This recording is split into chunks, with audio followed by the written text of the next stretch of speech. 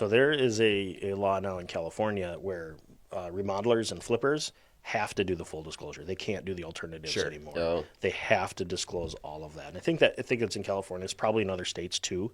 But in the land of flipping, it's like yes, you do know more.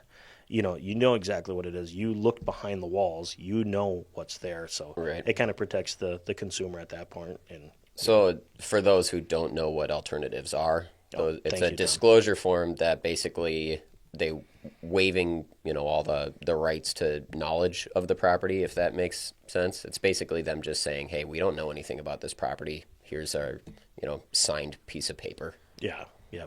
Now there's some still required disclosures on that. Is there a well? Right. Is there septic?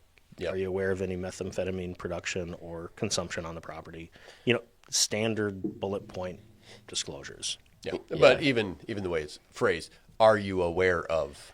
So Right. there are some people, I had one of those last year where people inherited a property. It was a brother and a sister.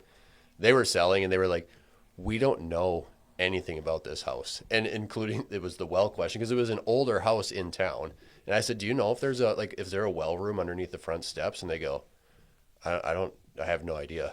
And so they didn't know. And it turns out there was a well room. There was no well in it. Right. But that was where we were. I tell them it's to the best of your knowledge, and that was an example where I'm like, you absolutely should be using this waiver form.